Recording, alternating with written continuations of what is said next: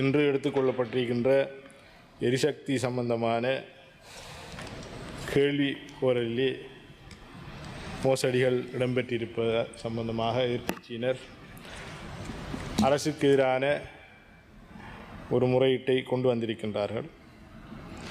தொடர்ச்சியாக இந்த பாராளுமன்றத்திலே நடக்கின்ற விடயங்களை பார்க்கின்ற போது இந்த பாராளுமன்றத்தில் அதிகூடிய ஒரு வார்த்தை பிரயோகம் என்றால் அது ஒரு பொய் என்கின்ற ஒரு வார்த்தை பிரயோகம்தான் எல்லோரினாலும் பேசப்படுகின்ற ஒரு விடயமாக இருக்கின்றது. நாங்கள் இந்த நாட்டினுடைய வளர்ச்சிக்காகவும் இந்த நாட்டினுடைய மக்களினுடைய தேவைகளை இங்கே வந்து அவருடைய குறைபாடுகளை பேசி இந்த இடத்திலே வந்திருக்கின்ற அரசாங்க அமைச்சர்களாக இருந்தாலும் சரி அல்லது ஜனாதிபதியினுடைய பணிகளை செவ்வனே நிறைவேற்றுவதற்காக இங்கே இருக்கின்ற அவருடைய ஆளணியாக இருந்தாலும் சரி அல்லது அதற்கு எதிராக இருக்கின்ற எங்களுடைய எதிர்க்கட்சி பாராளுமன்ற உறுப்பினர்களாக இருந்தாலும் இங்கே பேசுகின்ற விடயங்களை யாரும் செவி சாய்ப்பதாகவோ அல்லது அந்த விடயங்களுக்கு பதில் கொடுப்பதாகவோ இல்லை. நாங்கள் பார்க்கின்ற போது அவர் கொண்டு வந்த விடயத்தில் அவர்கள் கவனமாக இருந்து எதிரணியை தோற்கடிப்பதும் அல்லது ஆளும் அணியை தோற்கடித்து மக்களிடத்திலே ஒரு நல்ல அபிப்பிராயத்தை பெறுகின்ற ஒரு விடயமாகவே இருக்கின்றதே தவிர ஆளுந்தரப்பு கொண்டு வருகின்ற நல்ல விடயங்களுக்கு எதிர்க்கட்சியினர் ஆதரவாகவும் அல்லது எதிர்க்கட்சியினர் கடந்த காலங்களிலே அவர்களுடைய அனுபவத்தை இந்த மக்களுக்கு கொடுப்பதிலே வழிகாட்டியாக இருந்தால் அதை ஏற்றி நடப்பதாகவும் இங்கே காணப்படவில்லை. இருதரப்பினரும் ஒருவர் குறை கூறுகின்ற விடயமாக இருக்கின்றது. பலமுறை இந்த பாராளுமன்றத்திலே பேசுகின்ற போது நாங்கள் பேசுகின்றோம், நாங்கள் சிறுபான்மை சமூகத்தினூடாக இங்கே வருகை தந்திருப்பது எங்களுடைய மக்களினுடைய பிரச்சனைகளை இந்த அவையிலே கூறி அதற்கான ஒரு திட்டங்களை பெற்றுக்கொண்டு அந்த மக்களுக்கு கொடுக்க வேண்டும் என்பதற்கே தவிர நாங்கள் எதிர்க்கட்சியினுடைய வரிசையிலே இருப்பதற்காக வேண்டி எங்களையும் சேர்த்து நீங்கள் பழிதீர்த்து விடக்கூடாது. நாங்கள் ஒரு புதிய பாராளுமன்ற உறுப்பினராக இந்த மக்களுக்கு பல பணிகளை கொண்டு சேர்க்க முடியும் என்ற ஒரு நம்பிக்கையோடு, அதிலும் இந்த அரசாங்கத்தின் மூலமாக இந்த அரசாங்கம் கடந்த அரசாங்கங்களை பிழைகளை சுட்டிக்காட்டி இதுபோன்ற தவறுகளை நாங்கள் எதிர்காலத்திலே செய்ய மாட்டோம், இந்த மக்களினுடைய நன்மையின்பால் எங்களுடைய வேலை திட்டங்களை கொண்டு செல்வோம் என்று வந்திருப்பவர்கள் கூட இன்று எதிர்க்கட்சியில் இருப்பவர்கள் ஒரு மோசடியான ஒரு கொள்கை ஒரு கேள்வி மனு கோருதலை நடைமுறைப்படுத்தியிருக்கின்றனர் என்ற விடயத்தை இந்த நாட்டினுடைய மக்களுக்கு சொல்கின்ற அளவுக்கும் நீங்கள் நடந்திருக்கக்கூடாது என்பதை நாங்கள் எதிர்பார்க்கின்றோம்.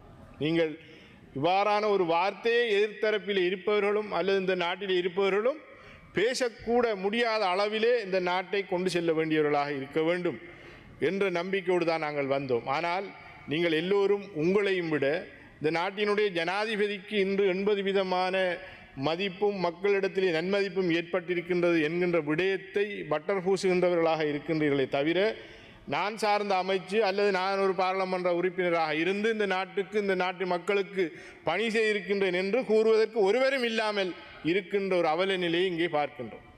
எதை எடுத்தாலும் எங்களுடைய ஜனாதிபதி செய்திருக்கின்றார் என்று கூறுகின்ற விடயமாகவே பார்க்க முடியும். மாகாண சபை தேவையில்லை என்கின்ற ஒரு நிலைப்பாட்டோடு இருக்கின்ற நீங்கள் எதிர்காலத்திலே பாராளுமன்றம் ஒன்றும் தேவையில்லை என்று தனியொரு ஜனாதிபதியிடத்திலே இந்த ஆட்சியை கொடுத்துவிட்டு செல்கின்ற நிலைமையில் நீங்கள் இருக்கின்றீர்களா என்று கூட நாங்கள் நினைக்க தோன்றுகின்றது. எனவே இவ்வாறான ஒரு சூழலிலே நாங்கள் சார்ந்திருக்கின்ற எங்களுடைய பிரதேசத்தில் இருக்கிற பிரச்சனைகளை முன்வைக்கின்றோம். பல தடவைகள் எங்களுடைய பிரதேசங்களில் இருக்கின்ற பிரச்சனைகள் நாங்கள் கூறியிருந்தாலும் எது நடைமுறைப்படுத்தவில்லை. இங்கே உங்களுடைய நிலக்கரிகள் கப்பல்களின் மூலமாக துறைமுகத்துக்கு வந்து திரும்பி சென்றது அல்லது வரவில்லை என்று துறைமுகங்களை நீங்கள் சாட்டுகின்ற இந்த சந்தர்ப்பத்திலே ஒலிவிலே இருக்கின்ற ஒரு பாரிய ஒரு துறைமுகம் ஒன்றை அந்த பிரதேசத்தில் இருக்கின்ற மக்களுக்காக ஒரு மீன்பிடி துறைமுகம் வர்த்தக சார்ந்த துறைமுகம் ஒன்று ஆரம்பிக்கப்பட்டது. ஆனால் அது ஆரம்பிக்கப்பட்ட காலத்திலே இருந்து அது நடைமுறைப்படுத்தவில்லை. மீன்பிடி துறைமுகம் சிறிது காலம் நடைமுறையில் இருந்தது.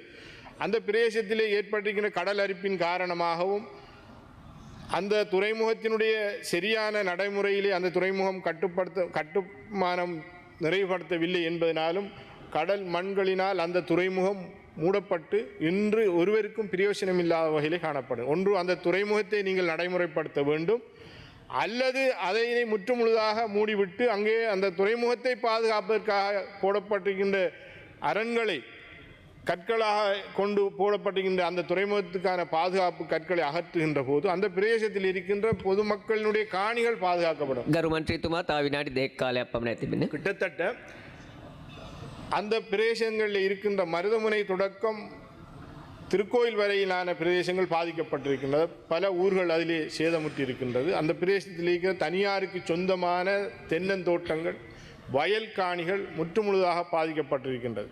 எனவே நான் நினைக்கின்றேன் ஒரு 250க்கு மேற்பட்ட காணிகள் அந்த தனியாருக்கு சொந்தமான காணிகள் அங்கே அவர்களால் இழக்கப்பட்டிருக்கின்றது. அதற்கான நஷ்டஈடுகள் தருவதாக கடந்த காலங்களிலே இருந்த துறைமுக அதிகார சபை அல்லது கடல்